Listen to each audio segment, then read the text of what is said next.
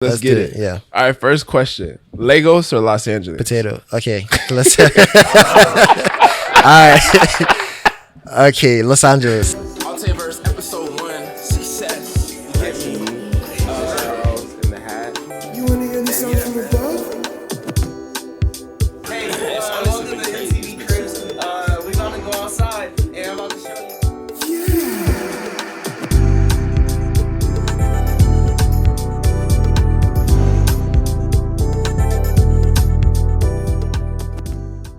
Yo.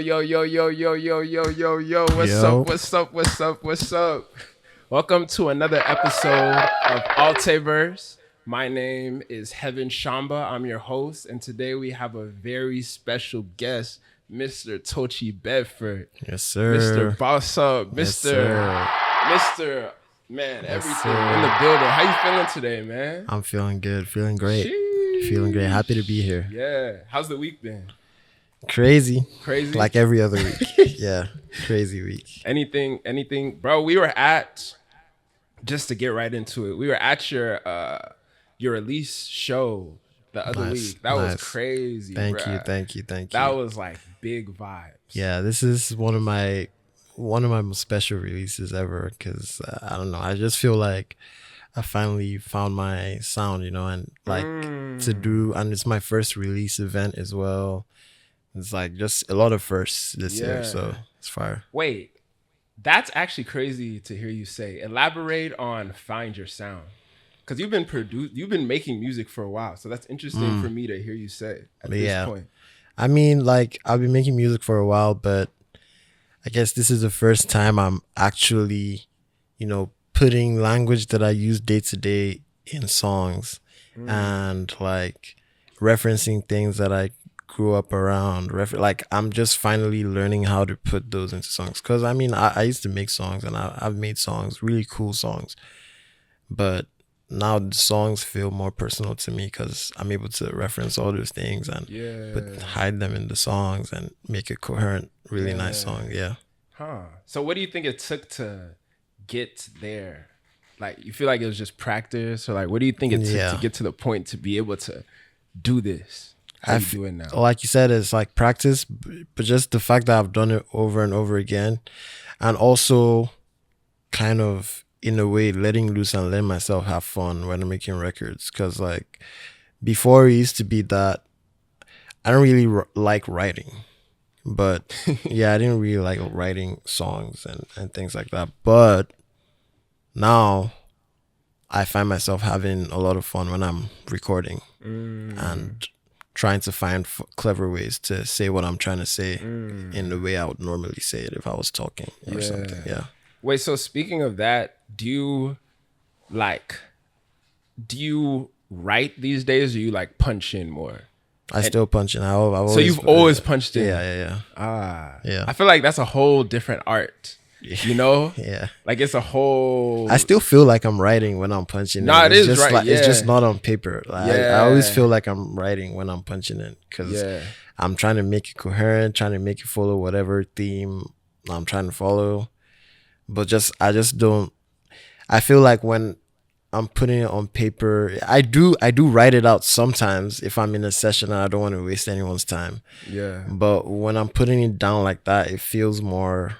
rigid, feels more, but when I'm doing it directly into the mic, I can play, or I can if I'm doing directly into the mic, I can play with things like, how I'm saying this one, how I'm saying this line versus how I'm saying that line. You get what I'm saying? Yeah. So it's like you find different flows. Yeah, exactly. Wow, that's crazy. Exactly. And that's so interesting because I feel like most artists that I know started off writing. So like, I guess I'm just curious what made you go in off rip and start punching in? Because I think people develop that over time. I did start off writing. Actually. Oh, you started off writing? Yeah, okay. I did start off like, the normal I was writing.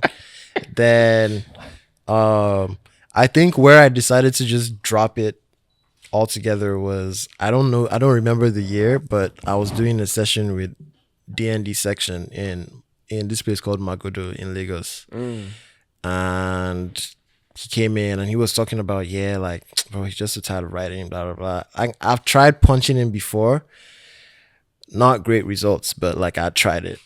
But watching him do it that day and him just talking about it was when I kind of decided, this is. I feel like I want to try that some more. Yeah, this is something that I can do. Yeah. Wow. So speaking, you just mentioned Legos, and it's so funny that we got right into it. I actually have an official first question that I want to ask you, but whenever you started talking, I was like, actually, I'm interested in that. But so you are like a creative, like powerhouse. You know what I'm saying? Like a sonic, like maestro. Like the way that you're able to blend like chord melody with instrumental. It's like I feel like people can train to get there, but there's something about it that's God given, you know? And I feel like you have that gift. And what's interesting to me is like just like seeing you over time. You also, with having that gift, you carry yourself with like humility, you know what I'm saying? And like wisdom, like this air of like humility and wisdom. So I just want to know, what about your earliest context, about your upbringing, like what do I need to understand about you to know why you are the way you are today? I feel like how I grew up is just starting to come into my music. So before, when I started making music, I was a very I consumed a lot of like pop culture and like Western pop culture, and that's what I tried to emulate in my earlier music, right? I still did it in in the way, like a very experimental Nigerian way, but it was very still heavily influenced while I was trying to find my sound by general pop culture, which is cool. But then because of the places I've grown up in, like, I grew up in Lagos. I've stayed in Agege, Ogba, Surulere. Like, I've stayed in a bunch of places. I've hung around at Lekki, VI, like all these places. And till I kind of let loose, those things weren't really coming through in the music, so to speak. And the language that I used to speak to my guys at home wasn't really coming through in the music till just recently. And so the way I grew up, like my family is, I won't say they all like music in different ways. Like I have a younger brother that plays piano. We all have very different relationships with music, and the types of music we listen to. But I've also been like, for example, we've all at one point or the other in our lives been part of the choir, and things like that. So we have like very different relationships with music, but we all just enjoy music. Yeah. So for a long time, I was a very deep like enjoyer of music. I just really liked music. So that's how come I was a producer first for a long time, and then I was rapping as well after a while. Wait, how did this start? Like when was the first time you sat in front of a computer and you were like, okay, I'm making a beat right now? Or like, what did that even look? Did you even know you were making a beat? Like, how did that start? I was in high school or finishing high school. So 2016 ish. Yeah. 2016? Yeah. That's when you made your first beat? Yeah. 2016 ish, yeah. 2016? And it sounds this good, like at this point? Bro, I thought you were going to say like 2014, 2013. No, that's 2016 is when you made your first beat? Yeah. Was it summer 16? I think I think around summer of 16, because I was just finishing high school. What the? Yeah, and how I got into it is funny, because before that I was very much like the 3D artists. Yeah. In high school, I was very much that guy. Like that's what I like was. 3D art, like 3D digital and 3D art. game design. Yeah, that's what I was really into when I was in high school. But then I started doing some games, and I was like, oh, I wanted to put some sounds in them, and I looked around and found FL Studio, and like my uncle had left a copy of that on my PC, and I started playing around with that to make some sounds, and that's how I got into that's how I got into actual producing, and then I fell in love with producing from there. So we have you as a producer because you wanted to put sounds into your own video game? Yeah. Basically, essentially. Wait, okay, so random side note, but isn't it just crazy how life works sometimes? Yeah. You know? Very, very crazy. Because in 2015, you had no concept of you were, like you said, you were diving into pop culture and exploring that thing, but you had no concept of I'm the creator and I'm like making a beat. And then 1 year later, you're doing it. And then all of a sudden, you're in like this whole other world, you know? Right. I mean, at first it didn't feel like a whole other, because I didn't know a lot of other producers. So the story is kind of like, when I was younger, I was much more introverted. So I didn't, I knew about pop culture. I was consuming pop culture, but I wasn't, going to a party. I wasn't like, you know what I'm saying? So I was most of the time on my ones, and I didn't know a lot of other producers. So I would make beats and show it to like one or two people or something. Like it was till I started at that point in my life was when I actually started getting on. Prior to that, when I was on the internet, I was either watching tutorials or playing games on Facebook or something. Like if I prior to that point, like that was what I was doing. I was either watching Blender tutorials or playing games on Facebook or hanging out on this site called blenderartist.org. So I just used to that was my whole thing. Then after that point, there was a period where Vine came out, and I was on Vine a lot, and I would there was a whole thing where people would ask, oh, what's the name of this whole thing of like, now you can see the name of the song just by tapping the thing. It wasn't there. So you needed to ask, oh, what's the name of the song that's playing in the video, because you like the song and you want to hear the song again. So you ask, and people tell me, oh, this is Drake, son, and I'll go and I found Drake, and like I was listening to Drake a lot. I mean, I'd seen Drake, but I'd not like discovered him for myself, that kind of thing. So I was discovering artists more and more over that period. Then after that, I'm just like, making the music and then starting to find other people. And this is when I created my first Instagram account, and I'm starting to find people. Actually, still the same Instagram account. My bad. Yeah, still that I'm using right now. But like, I started to find people online, making remixes of people's beats or songs and things like that. So okay, so let me ask. 2016, Uncle leaves FL Studio. You download it. You're playing with it, right? Yeah. At what point from the beginning to when are you like, wow, I'm actually good at this? Because there's a learning curve. Like there's a time where it's like, I'm not that good, but I'm doing it. But at what point did you look up and you stood up from your computer and you're like, I do this shit. Like I actually do this. It wasn't until much later, because when you're doing something or you're learning something, you feel like you're much better than you actually are. So pretty early on, I already thought I was the GOAT. But I was making 8 packs of ass, bro. Like, you get what I'm saying? So I thought I was a GOAT like pretty early on. But I did start to hang out amongst like other people, and then the more I got exposed to newer type of, because I used to listen to the craziest shit like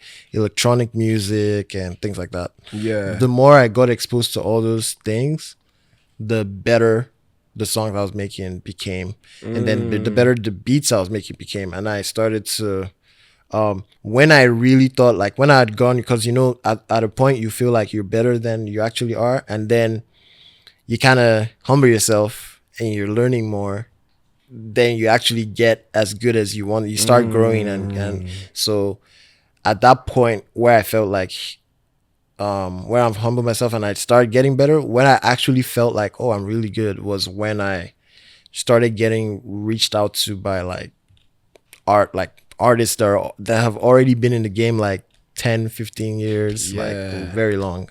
That's actually, I think it's the Ryan Kruger effect.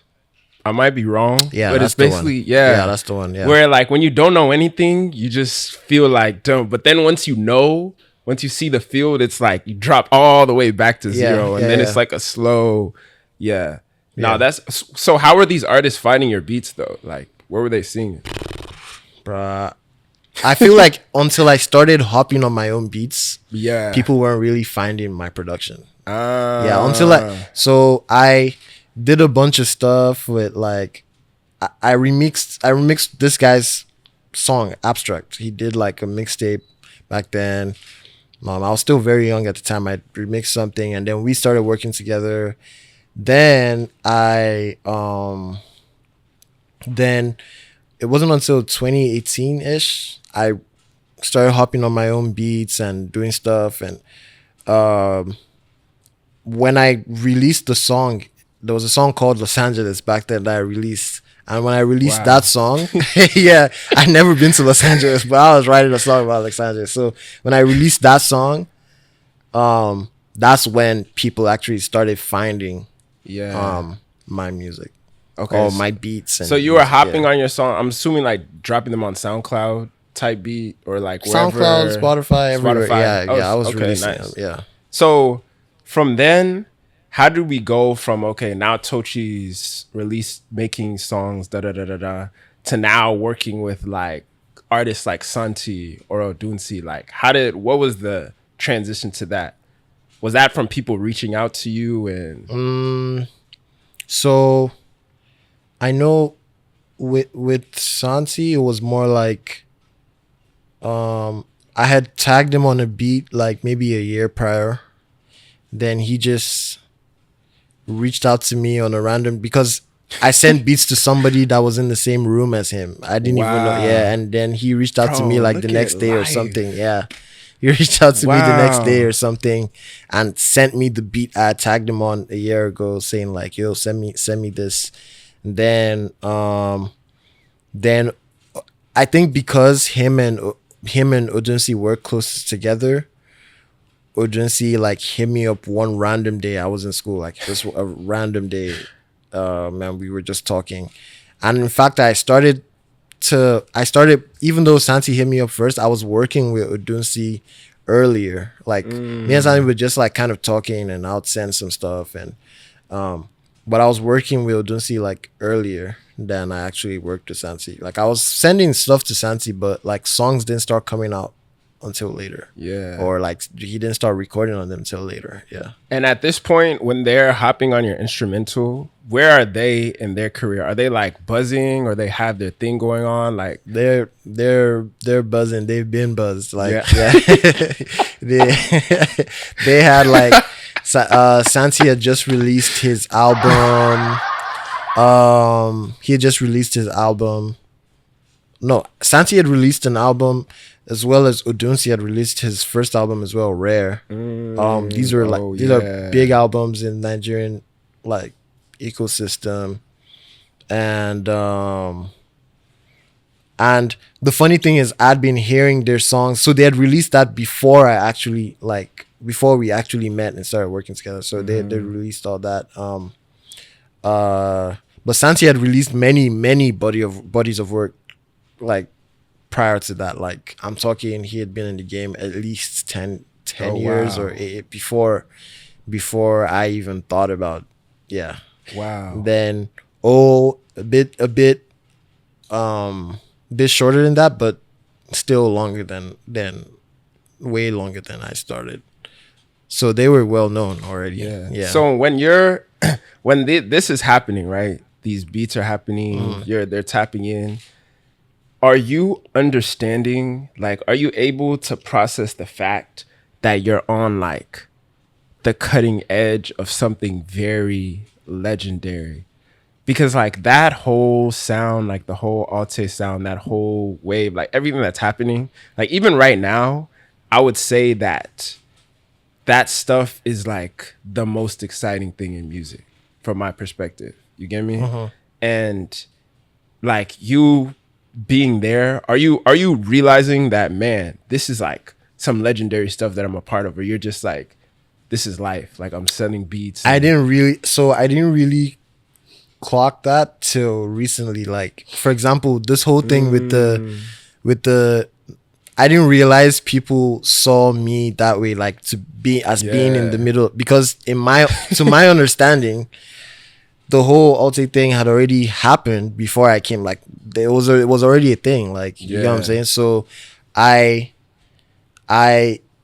even recently I tweeted something like I'm still like I'm an underground artist, but and then people are like adding me saying, why, how can you call yourself underground? Like bro, this I'm so hurt by this. Why are you calling yourself underground? I'm like, well, I'm an underground artist. I don't understand. Like, but yeah, so I mean, so I didn't understand that that's how people see me.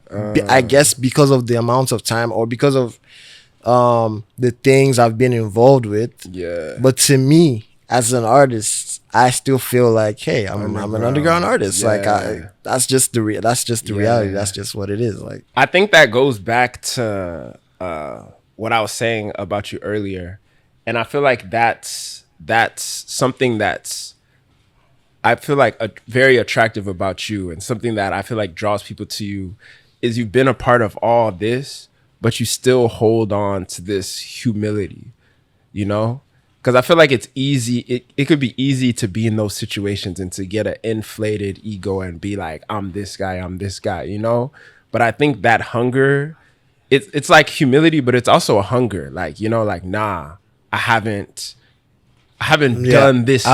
I would say it's more hunger than humility. So I think it's not really humility, because I do know, like, oh, I'm good at producing. Like if you put me in a session with someone random, we could come out with something special, right? Like I do know, like, I'm a good producer. I do know, like, I'm making songs that are crazy. I do know all that, but I guess what I don't feel is that, like, people that are not doing it on the level that I'm doing it are less than me or something. So I feel like that's why people were kind of pissed off that I'm saying I'm underground, because they feel like, oh, you're not doing it at the same level that these other guys are. I'm like, well, that doesn't mean they're less than me. Like, I feel like I could still go in with one of these guys and create something crazy. Yeah. So to me, those are still my peers. Like those are still my so respect. Yeah. So if we're going from so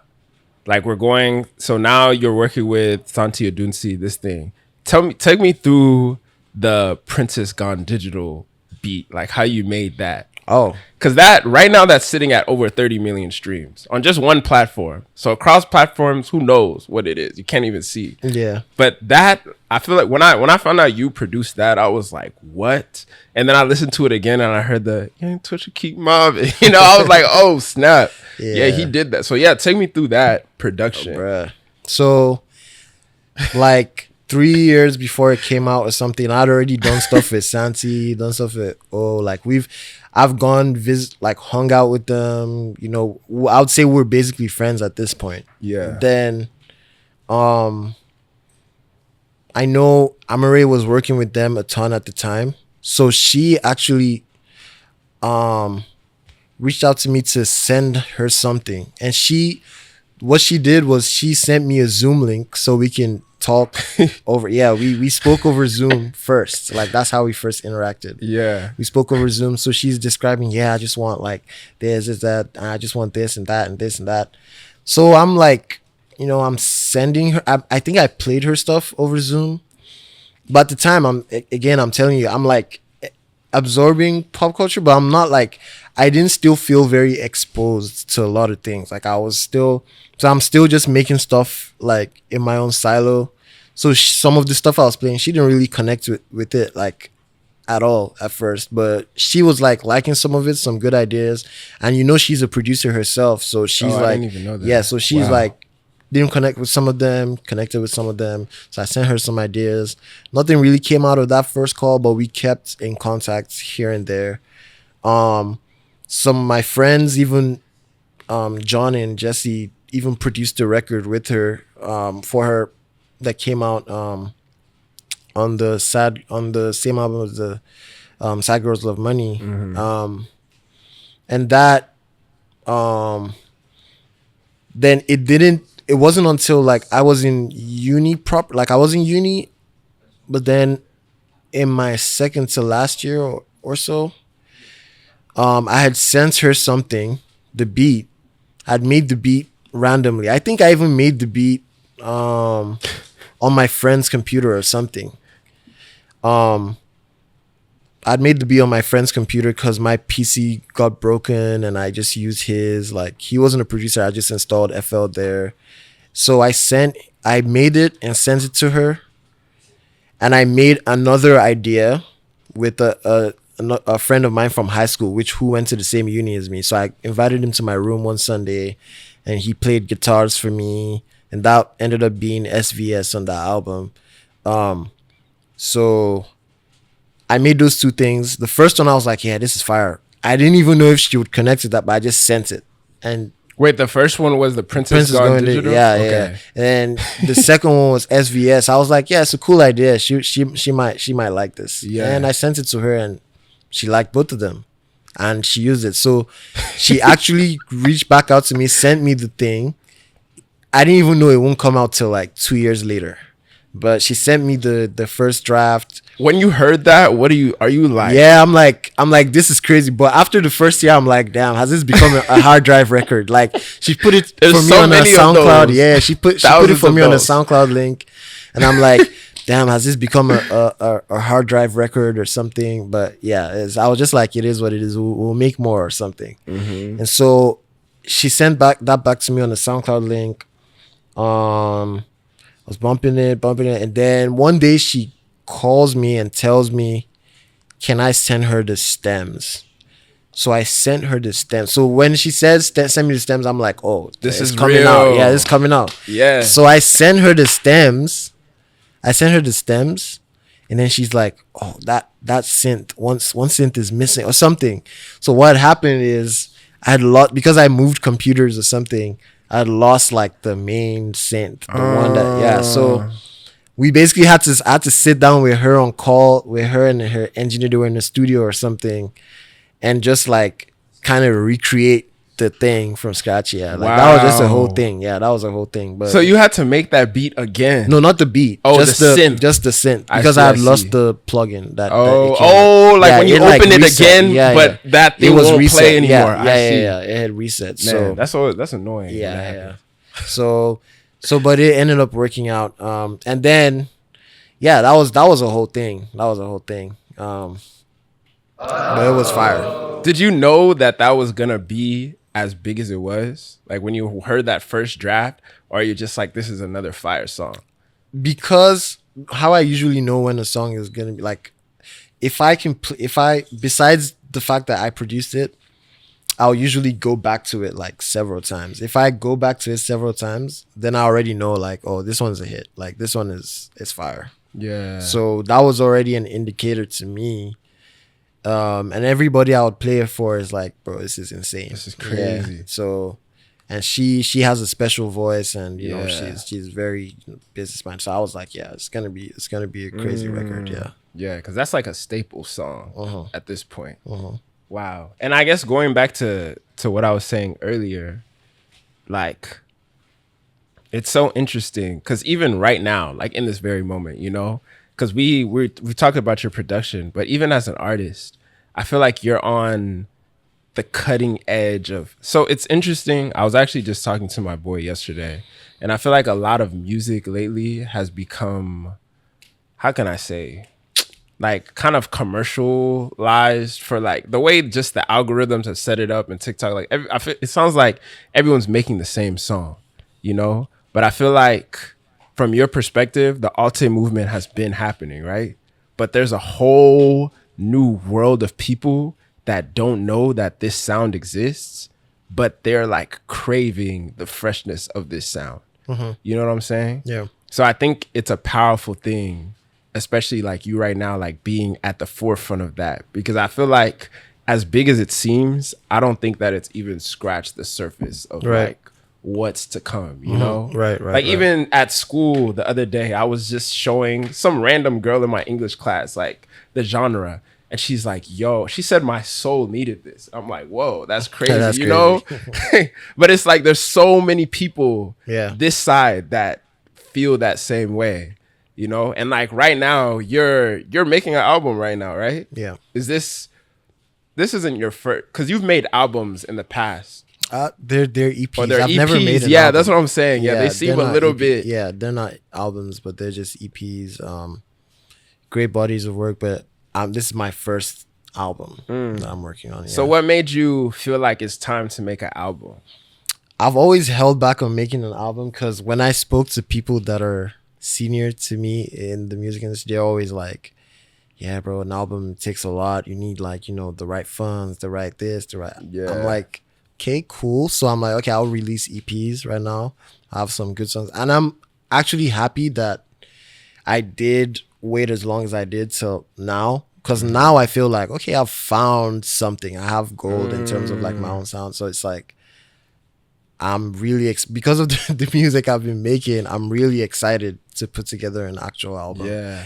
So whereas before my the way I put together EPs was kind of whatever I've made, I just like put whatever I've made recently, 7 songs, put it out just for people to hear, and yeah, more like I would say it was closer to the way mixtapes are made. Yeah. So but now it's like I have like a central theme.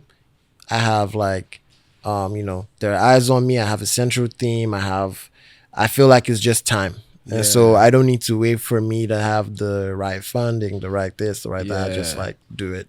It's proper. Yeah. It's there. It's now. We're capturing. It's the moment. Yeah. And I think you can tell me what you think about this, but I think I was just listening through all your music, and I feel like I've heard your sound evolve from each project, you know? Right. From like, even from like the attention or one thing, like that type of sound.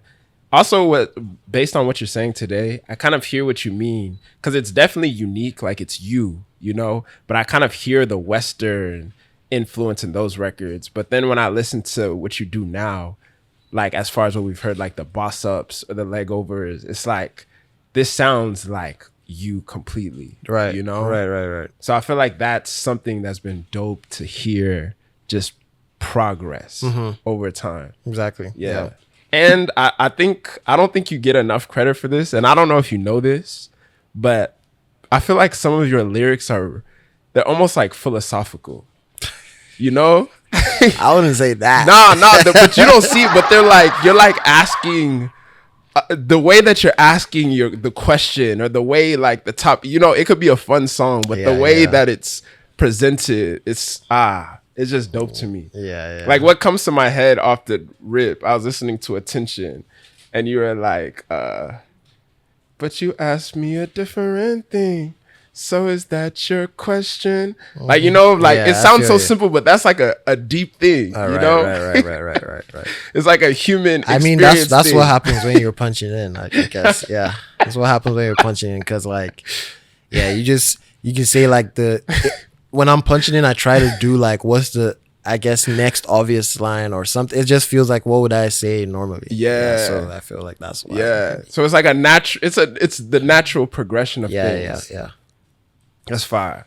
And then, so I've seen you've worn the producer hat, you've worn the artist hat, and you've also worn the creative collaborator building hat, right?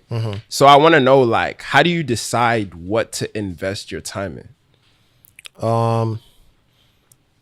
I think it's just whatever phase of my life I'm in. So for example, when I started off, I was fully in the producer. Even when I became an artist and was releasing songs, it's like being a producer at the time was of more profit to me in terms of like growth than being an artist at the time when I started being an artist. Yeah. But then at some point, it got to a point where, like, people are finding my production because they're listening to stuff I make. So it's becoming more and more beneficial for me to put out more records. Yeah.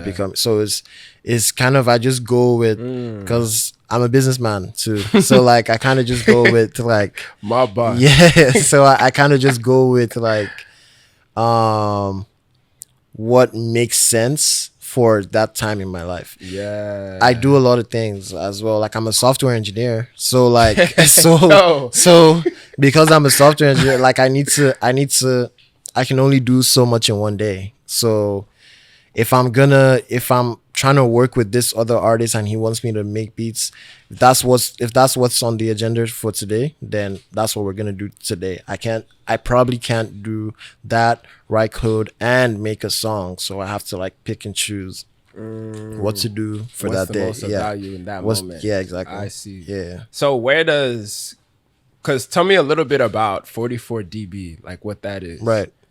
Okay, so 44 dB actually started as a group chat because when I was in uni, I was trying to do an event for producers. Started as a group chat, and it's like the group chat was for the event, and I had a bunch of producers. By the time I was in uni, like my second year ish, 30, I had a bunch of producer friends, right? So, but that event never came to fruition. But we kept the group chat, and that was how 44 started. It wasn't called 44 at the time. It was just a group chat, and we were making beats, sending zips back and forth, and yeah, that's how that started.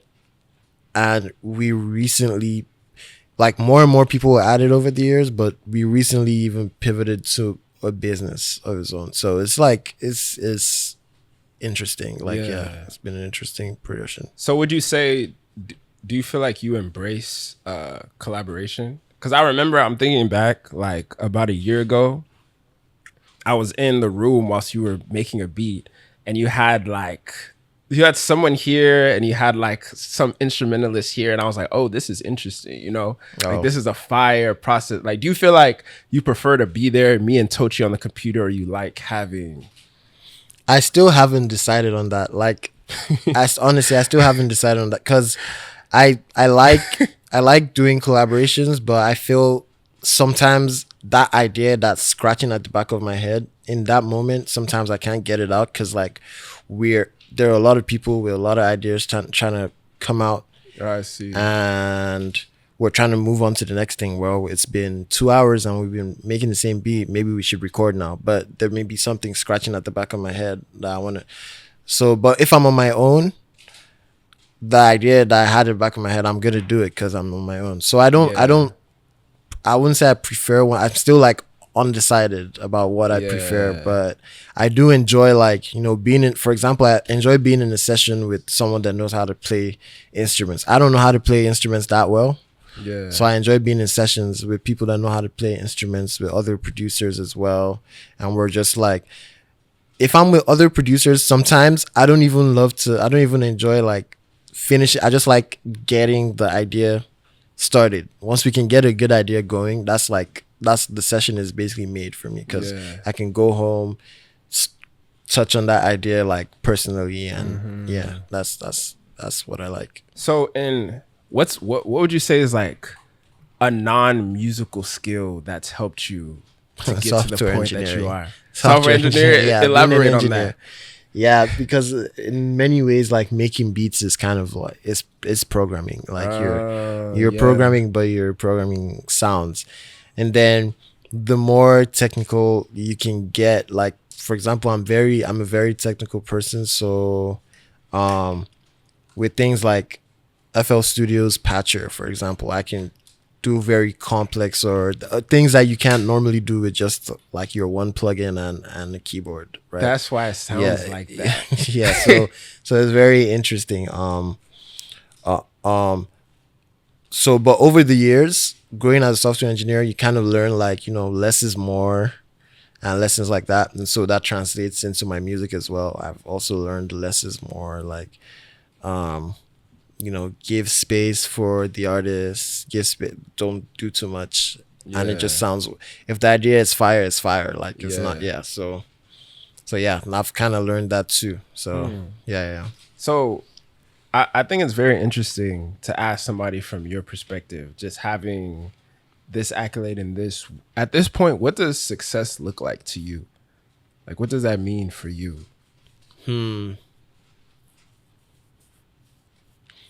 me, success would mean, for example, like to me, I already feel successful because I finally found like my sound, which is it's like something that before, if you asked me before this year and people ask me what's your sound, like you kind of like, you can give a vague answer or like, but you don't know you found it till you found it. You know what I'm saying? So to me, that's a success. But if you're asking generally, what would success be like in my life? I guess when I can make music, because I mean, I already make music for fun, but when I can make music without thinking, is this a hit? Is this a hit or not? Is this when I can do that, I would say, yeah, I'm successful. Yeah. We love that. So we have a segment on this show, right? Okay. And the segment is called Rapid Fire Questions, right? So basically, what this is, y'all feel free to, y'all can talk, say, laugh, whatever. It adds to the thing. But basically, We back here. what this is, Okay. I'm going to ask you a series of questions, right? 10 questions. Yeah. And you just, no thought, you just have to answer the first thing that comes to your mind. Okay? My brain filters really hard, so like I might be tough, but let's do it. All right, rapid fire questions with Tochi. Let's get do it. Yeah. All right, first question. Lagos or Los Angeles? Potato. Okay. Let's all right. Okay, Los Angeles. Los Angeles? You know what? Oh. It's a split. It's a split. Okay. I was like, that's a controversial it's a split. one. Yeah, split because like I fall in love with here, so it's a split. So yeah. They provide different energies. Yeah. Different energies. Okay. And I love Lagos and people in Lagos specifically. Yeah, but location wise, Los Angeles. Yeah. The vibes. Yeah. Okay, so is Tochi a morning person or a night owl? Night owl. Night owl? Yeah. Really? Yeah. I don't know why. I just thought that you like are a 6 a.m. person. It differs from point to point in my life. Yeah. So but right now you're a night owl. Right now I'm a night owl. Respect. Okay, one word to describe your current era. Boss up.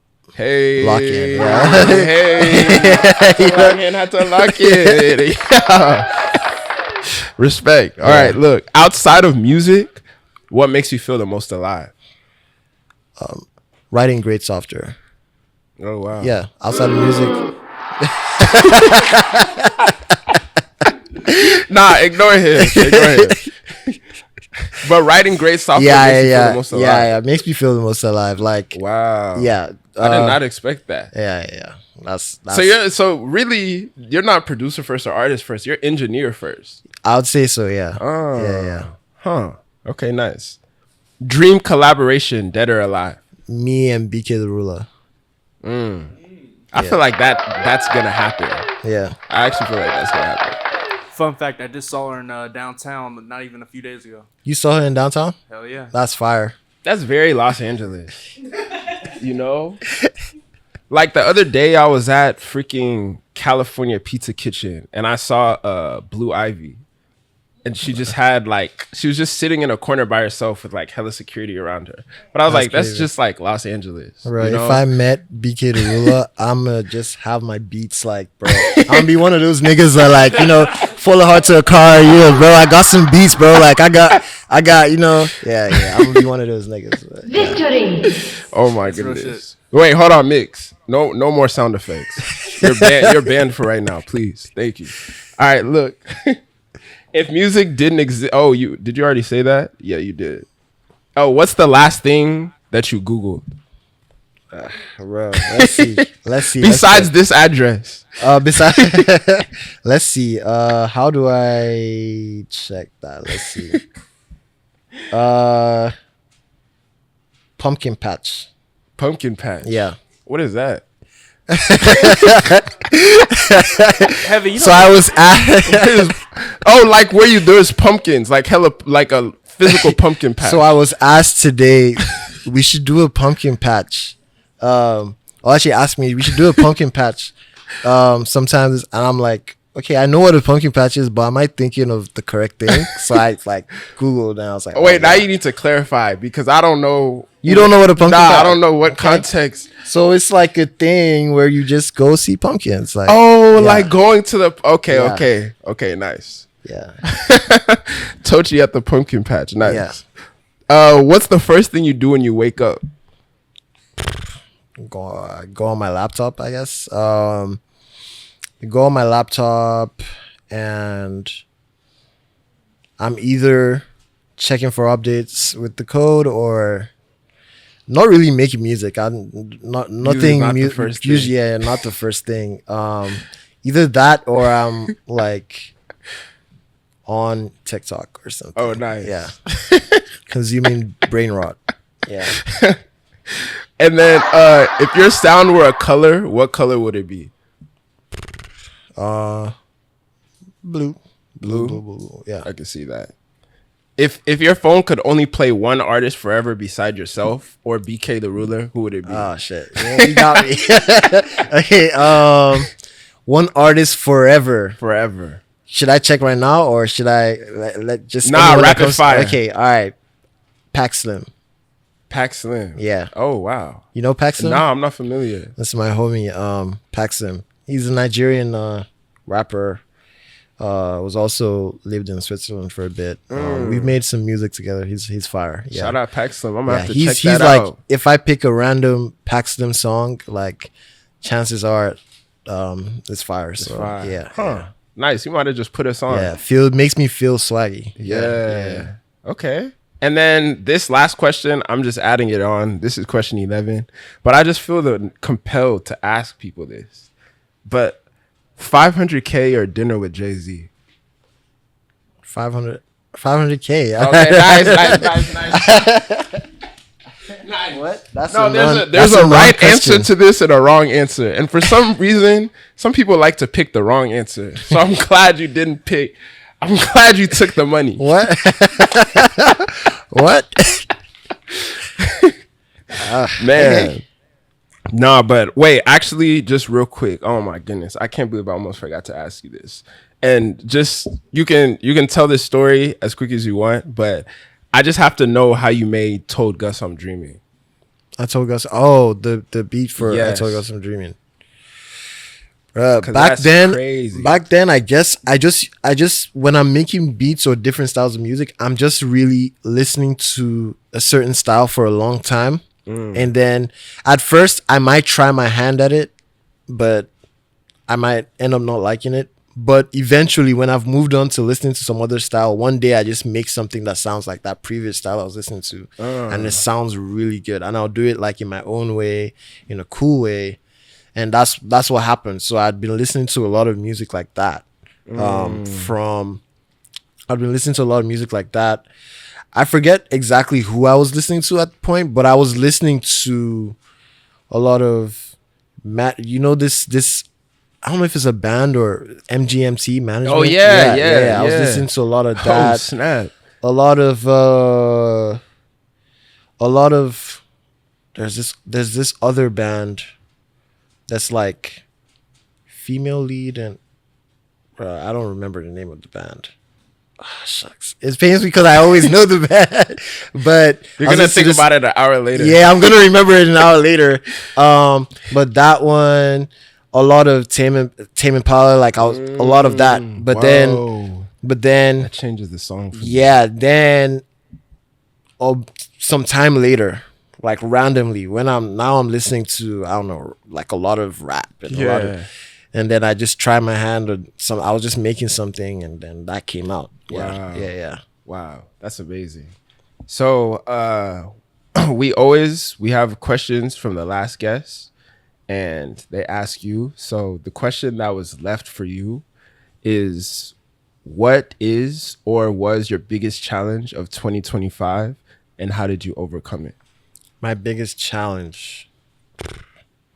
My biggest challenge.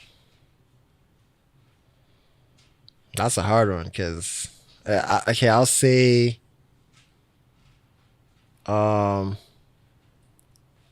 trying to get my driver's license for some reason in LA.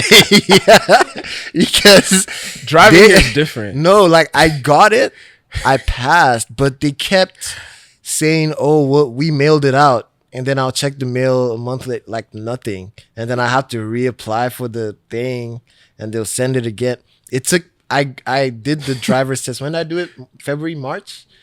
I got it in August. Whoa. The day I got it was August. Yeah. So but I know you're still driving though. No, no, I ain't been driving, nigga. I ain't been driving. I mean, I did get the permit. The permit. Okay, I did get the permit. I got the permit. Yeah. So. And then let me have you leave a guess for the next question. Okay. Oh, a guess for the next question. I mean a question.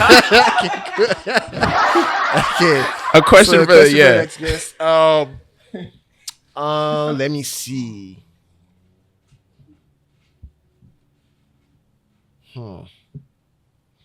Would you ever try skydiving or like what's the one, bungee jumping? Yeah. The one Would you ever try nice. either one of those things? I asked someone that recently. So yeah. Nice. Whoa. Yo, thank you, Tochi, for helping ushering in a sound and being, just at the forefront of creativity and for sitting down here with us today, man. We really appreciate you, man. Appreciate it. Yeah, you do what you do. It's phenomenal. And I'm honored to do it. Thank you. Alteverse out. Peace.